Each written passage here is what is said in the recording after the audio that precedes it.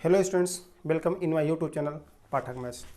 तो आज मैं कुछ बात करने वाला हूँ संघर्ष और उस संघर्ष में हमें कैसे लिव करना है, हमें कैसे रहना है। दुनिया या फिर हमारे देश भारत के 95% लोग ऐसे हैं जो उस चीज़ के बारे में सोचते हैं जिनके बारे में हमें कुछ पता ही नहीं। वो रिजल्ट के बारे में सोचते हैं, फल वो क्या होगा। अगर हम काम आज कर रहे हैं तो उसका फल हमें आज तो मिलेगा नहीं, उसका फल हमें कल मिलेगा यानी कि भविष्य में। या तो वो कल के बारे में सोचते हैं यानी कि भविष्य के बारे में, या तो बीते हुए कल यानी कि पास्ट के बारे में सोचते हैं और उस दोनों की वजह से वो अपना वर्तमान को खराब कर लेते हैं। अगर हमें फल को अच्छा करना है तो उसके लिए हमें वर्तमान को ही सोचना पड़ेगा और वर्तमान को ही अच्छा करना पड़ेगा। और अगर हमारा वर्तमान अच्छा होगा तो हमारा फल यानी कि हमारा कल 100 तौर पर और निश्चित तौर पर अच्छा होगा। हम अक्सर मुसीबतों में या फिर संघर्ष में पड़ने पर घबरा जाते हैं। मैं आपको बता दूं, संघर्ष उन व्यक्तियों के लिए ऑक्सीजन का काम करता है जो समझदार होते हैं। संघर्ष अगर नहीं होता तो राम भगवान ना होते।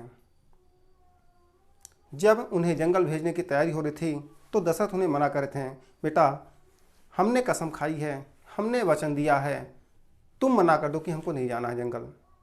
राम ने बोला हमें मौका मिला है, हम क्यों मना कर दें, हम बिल्कुल जाएंगे, हम बिल्कुल तैयार हैं और हमको जाना है। और अगर राम के उस 14 साल के वनवास को आप हटा दें तो राम सिंपल थे, एक राजा थे, बस हो गया। जैसे कि आम राजा हैं, तो राम एक राजा थे, लेकिन वो 14 साल जो उन्होंने संघर्ष किया, जिस समझदारी से संघर्ष किया और जो उन्होंने वहाँ पर किया, उससे वो भगवान बन गए। तो हमें संघर्ष से बिल्कुल घबराना नहीं है, बस हमें संघर्ष में समझदारी से काम को करना है। चलो मैं आपको एक कहानी सुनाता हूँ। चाइना में एक व्यक्ति था जिसके पास एक बहुत ही खूबसूरत, बहुत ही बलवान और अच्छा घोड़ा था।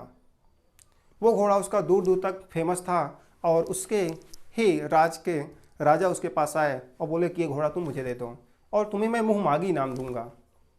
तो वो व्यक्ति तैयार नहीं हुआ, उसने बोला घोड़ा मेरा है, मैं नहीं बेचूंगा। उसे उसके पड़ोस के काफ़ी लोगों ने काफ़ी समझाया कि ये घोड़ा दे दो, तुम्हारे किस काम का है, इसे दे दो, तुम्हें काफ़ी कीमत मिल रही है, तुम्हारा जीवन ऐशो आराम से गुजर जाएगा। वो व्यक्ति बोला नहीं, मुझे नहीं देना है, और वो राजा वापस हो गया। इसके कुछ दिनों बाद उसका घोड़ा उसके घर से भाग गया। तब उसके पड़ोसी फिर से उसके पास आए, बोले देखो अगर तुमने उसको घोड़ा दे दिया होता राजा को तो आज तुम्हारे पास पैसा होता, क्या फ़ायदा हुआ तुम्हें, वो घोड़ा भाग गया। तो वो व्यक्ति उन व्यक्तियों, उन पड़ोसियों को समझाया कि तुम लोग क्यों हमें अपना निर्णय सुनाने, अपनी समझदारी, अपनी बातें बताने आ जाते हो। मेरे पास घोड़ा था, मेरा घोड़ा भाग गया, बात खत्म हो गई। ऐसे करके कुछ दिन और बीते और कुछ दिनों बाद उसका घोड़ा 20 और नए घोड़ों के साथ लौट आया। उसके पड़ोसी फिर से आए, उन्हें फिर से खलबली होने लगी। उसके पड़ोसी फिर से आए, बोले कि तुम बिल्कुल जानते थे, कुछ न कुछ बात थी तुम्हारे अंदर, तभी तुम जाकर के एकदम से शांत बैठे थे। उन्होंने बोला कोई ऐसी बात नहीं है, आप लोग थोड़ा सा अपनी बात को, अपने निर्णय को, अपनी समझदारी को अपने पास ही रखें। मेरे पास एक घोड़ा था, वो घोड़ा भाग गया और वो घोड़ा फिर वापस आ गया 20 घोड़ों के साथ, इसमें मैं क्या कर सकता हूँ, मैंने कुछ नहीं किया, प्लीज़ आप लोग जाइए।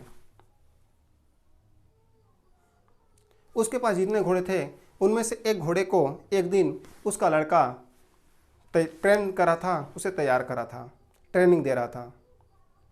और उसी दौरान उसका लड़का उस घोड़े से गिरा और उसके पैर टूट गए।